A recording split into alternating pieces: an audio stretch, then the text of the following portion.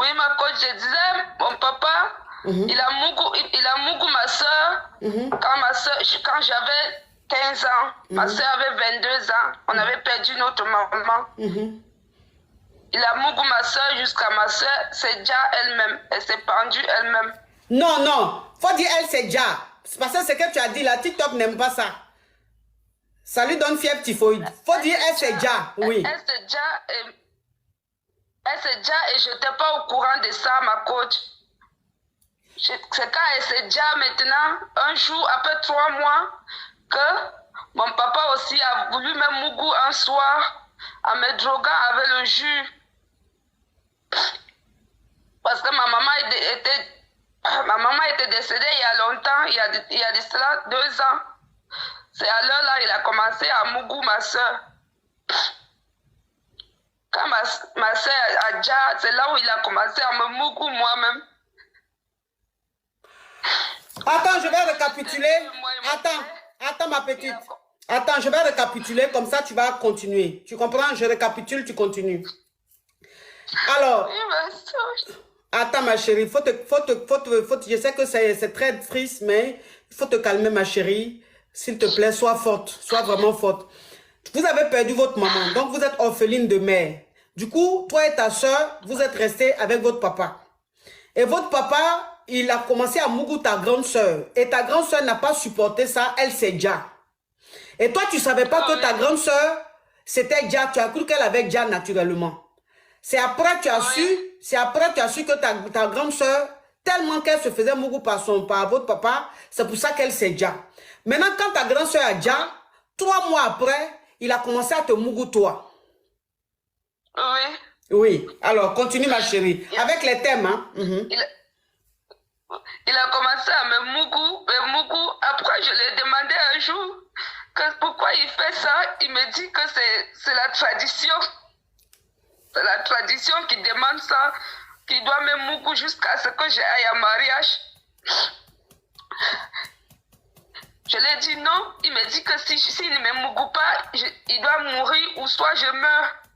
Il doit déjà ou soit j'ai déjà, ma chérie, parle en code, pardon. Donc, ça veut dire que la famille, tapotez au maximum, s'il vous plaît, parce que cette histoire, cette jeune dame qui appelle, malheureusement, je ne peux pas la raccrocher, parce que elle a besoin de parler, elle a besoin d'aide, donc je ne peux pas couper. Et vous savez très bien qu'on est sur TikTok, et il y a les ennemis qui sont là, et donc qui signalent des mots que TikTok n'aime pas. Donc, si vous tapotez au maximum, quand vous tapotez au maximum, ça prouve qu'en fait, ce qu'on est en train de faire, ce n'est pas dangereux pour vous. Bien au contraire. Donc, vous tapotez au maximum pour que cette femme-là, cette jeune fille, puisse raconter son histoire. Peut-être qu'il y a des jeunes filles dans son cas, des jeunes filles qui vivent sa réalité, ça va peut-être les aider aussi. Donc, s'il vous plaît, la famille, vous tapotez au maximum. Je vais continuer à récapituler. Donc, ça veut dire que 3 mois après le Djali de ta soeur, 3 mois après que ta soeur est déjà, c'était là que tu as appris que elle s'est déjà parce que votre papa la mougoussait. Et toi, 3 mois après le décès de ta grande soeur, ton papa a commencé à te mougou. Et donc, il te mougoussait tout le temps et tu as demandé à ton papa, mais papa, pourquoi tu fais ça? Je suis ton enfant, pourquoi tu me mougous? Et ton papa te dit, dans votre tradition, c'est comme ça. Ça veut dire que lui étant père, doit vous mougou jusqu'au mariage. Sinon, s'il ne fait pas ça, lui il va déjà. C'est-à-dire que si lui ne te mougou pas, soit lui il déjà, ou soit c'est toi qui déjà. Et que c'est votre tradition, c'est comme ça. Oui, ma coach. Oui. Un jour, il a commencé à me mougou par derrière avec le plantain. La banane plantain. Yeah. Aïe. Seigneur. Seigneur. Seigneur. Il m'a mougou avec la banane plantain pendant 4 mois. Yeah. Après, je suis tombée enceinte. Quand je suis tombée enceinte, je n'arrivais pas à supporter. Je suis partie à la chefferie parce que je suis dans un village. Je suis allée à la chefferie, me plaindre, lui porter plainte là. suis allée lui porter plainte. On lui a envoyé une convocation. Il a disparu.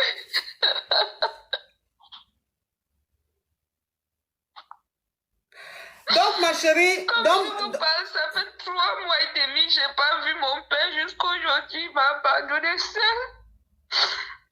Donc, je suis avec une grossesse de près de 5 mois. Attends, est mort dans le ventre. Attends, ma chérie. Attends, ma chérie. Attends, je vais continuer à récapituler pour que les caviars puissent comprendre. Donc, ça veut dire que ton papa te mougoussait pendant 4 mois avec le plantain. C'est-à-dire que la banane plantain pendant 4 mois. Et après, oui, tu as vu que tu t'es rendu compte que... Attends, ma chérie, tu t'es rendu compte que tu es enceinte.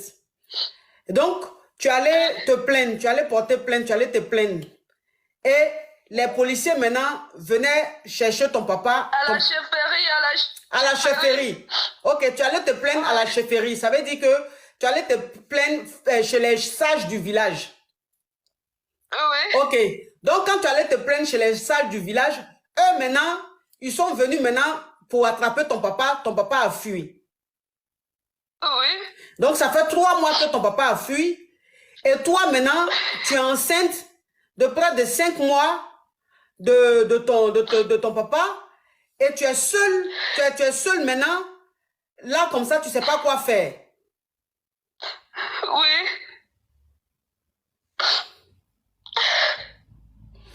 Et est-ce que tu te fais suivre pour la grossesse? Parce que ta grossesse a 5 mois, est-ce que... Ma côte, je suis malade. Depuis 1 mois, l'enfant a déjà dans mon ventre.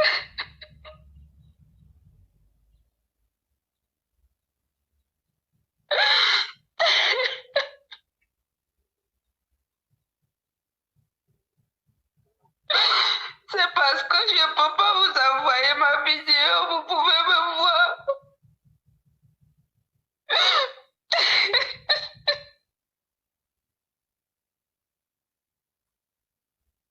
Je suis abandonnée seule. Vu qu'ils sont là.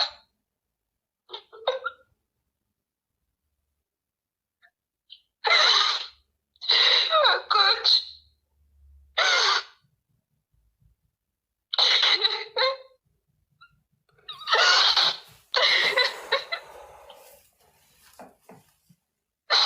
Allô, ma coach? Oui. Allô? Oui, je suis là, ma chérie. Donc, quand ton papa a fui du village, tu es restée là seule avec ta grossesse. Et oui. La grossesse, l'enfant est déjà dans ton ventre. Mais tu n'as même pas l'argent, tu n'as même pas les moyens. Oui, papa. Oui, il y a la femme du chef qui m'a amenée à l'hôpital. Puisque j'étais malade, le ventre ne faisait que prendre le volume. On arrive, on fait la radio, elle a payé, on a fait la radio. On lui dit que l'enfant est déjà dans le ventre, qu'on ne peut plus rien. Il faut seulement qu'on m'opère seulement.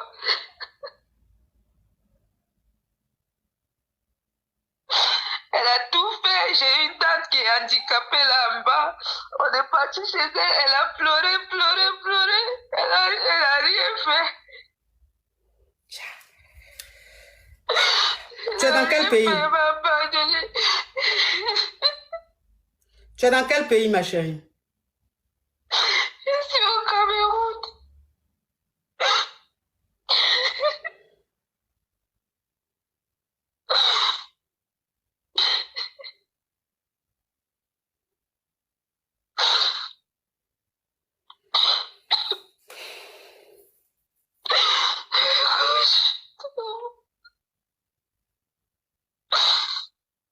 Je souffre énormément, je ne dors pas.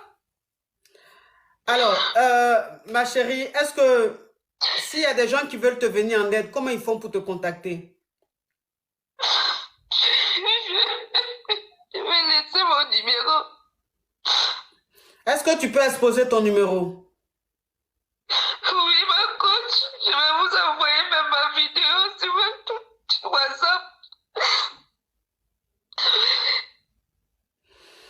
Est-ce que si tu donnes ton numéro ici sur les réseaux sociaux, là on a près de 18 000 personnes connectées, Est-ce que si tu donnes ton numéro sur les réseaux sociaux, est-ce que ça ne va pas te créer des problèmes? Ma coach, c'est mon numéro, ça ne peut pas me créer des problèmes. Est-ce que tu as une pièce d'identité? Tu as une pièce d'identité? Oui. Ok. Est-ce que, donc ça veut dire que si on veut t'envoyer de l'argent par Western Union ou MoneyGram, tu peux retirer? Oui, ma coach, oui. Actuellement, je suis couchée à l'hôpital, on m'a mis dehors, dans un truc dehors comme ça. On ne peut rien. Ok.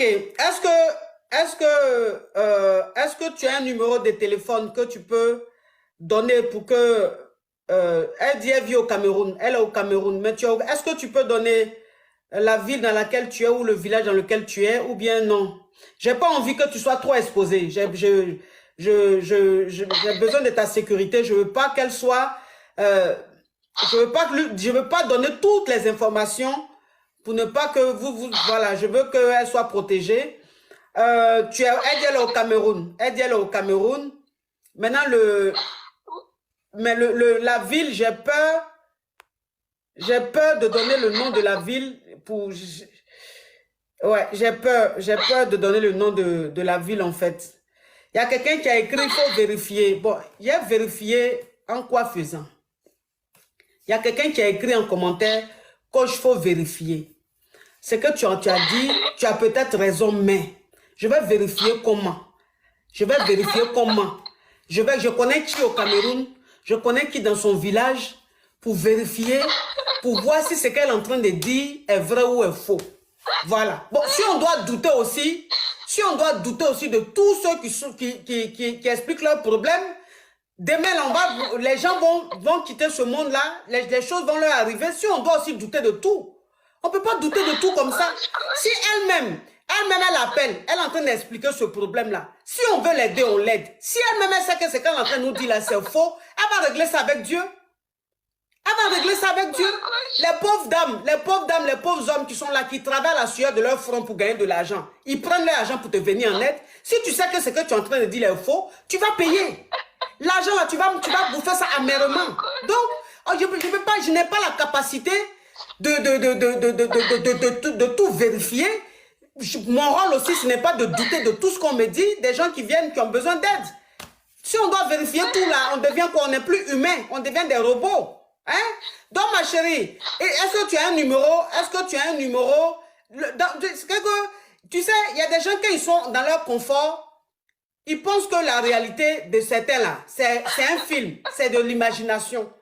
Quand tu es dans ton confort là, que Dieu t'a béni, tu es dans ton confort là, il y a des choses là, tu te dis, c'est pas réel. Donc quand on explique, tu dis, oh ça c'est inventé, c'est du n'importe quoi. Les gens souffrent dans ce monde.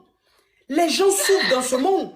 Il a fallu que je fasse une émission pour qu'on sache la réalité des milliers de personnes dans ce monde-là. Donc si quand tu es dans ton confort, il ne faut pas croire que tout ce qui se passe dans le monde est faux. Non, ma chérie. On dit ce que tu n'as pas encore vu là, tu ne crois pas. Ce que tu n'as pas encore vécu, tu ne crois pas.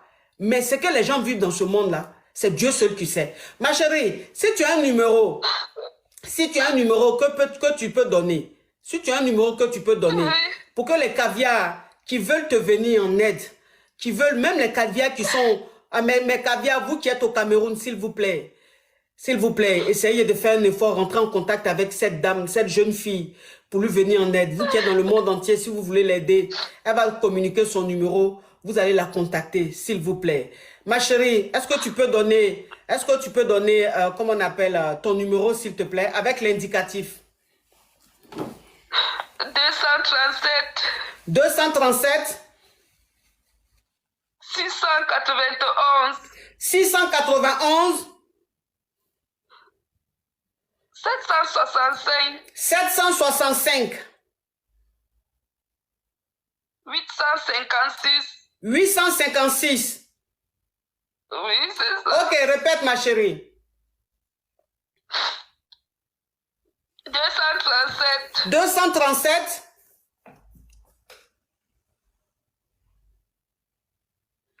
Vas-y ma chérie. Allô? Allô? Eh Seigneur, sa connexion est perdue. Est-ce que vous avez retenu son numéro, mes caviars? Oui, son réseau n'est pas bon. Allô, ma chérie, tu es là? Allô? Sa connexion n'est plus bonne. Est-ce que vous avez retenu son numéro? Si vous avez retenu son numéro, s'il vous plaît, écrivez pour que je répète, s'il vous plaît, la famille. Sa connexion a un problème. S'il vous plaît. Ou peut-être elle a reçu un appel. Oh, s'il vous plaît, écrivez son numéro pour que je puisse répéter. Parce qu'elle a perdu ça. Allô? Allô? Oh là là, mon Dieu. Ouais, s'il vous plaît, écrivez le... Oui, attendez, je vois. Son numéro, c'est le 00 237 69 17 65 856. 00 237 69 17 65 856. 856, la famille. Oh, ça a été coupé. Ouh, Seigneur Jésus. Ah, ah wesh. Ouais. Ah, mes amours, ce qui est en train de se passer là, c'est fort. Ce qui est en train de se passer, c'est fort. C'est fort en émotion. C'est fort, fort, fort en émotion. C'est vraiment fort en émotion. Vraiment, venez en aide à cette jeune fille. Et s'il vous plaît, n'écoutez pas les gens qui disent c'est inventé, c'est pour demander de l'aide. Vous savez, quand tu aides quelqu'un, tu ne cherches pas à savoir si la personne est dans la détresse ou pas. C'est juste que l'histoire de la personne te touche. Donc, tu fais ça pour Dieu. Tu ne fais pas ça pour la personne. Si vous pouvez lui venir en aide, venez lui en aide. J'aimerais dire un grand merci à toutes ces caviars qui ont envoyé de l'argent à la dame qui avait appelé que son mari avait pris une deuxième femme. Son mari avait pris une deuxième femme, la dame qui est au Bénin. Je ne sais pas si vous vous rappelez. Son mari a pris une deuxième femme, il est au Nigeria ou même, je ne sais pas, au Niger ou quoi là. Et puis, il a négligé, elle a 4 ou 5 enfants là. Voilà. Il y a des caviars qui lui ont envoyé de l'argent. J'ai une caviar qui est au Bénin, qui allait la voir chez elle. Elle allait la voir chez elle à la maison. Elle lui a envoyé des vivres. Elle lui a envoyé du riz. Elle lui a envoyé de l'huile. Elle lui a envoyé tous les produits de première nécessité. Elle lui a envoyé tout ça. Cette dame-là lui a envoyé. Elle a été chez elle à la maison. Vous voyez que les gens qui appellent, ce n'est pas tout le monde qui ment. Puisque ma caviar est partie jusqu'à chez la dame à la maison. Elle allait jusqu'à chez la dame à la maison. Et elle a trouvé la dame, effectivement. Elle lui a donné plein de vivres. Et elle lui a remis une enveloppe de 100 000. En plus de ce qu'elle a déjà reçu. Voilà. Son ONG, elle lui a envoyé tous les dons là. Son ONG s'appelle Sewena. ONG Sewena. Je dis un grand merci. À la caviar qui a son ONG Sewena. Voilà, qui a offert des vivres et qui a offert de l'argent à cette dame-là. Merci en tout cas mes caviars. Merci pour tout ce que vous faites.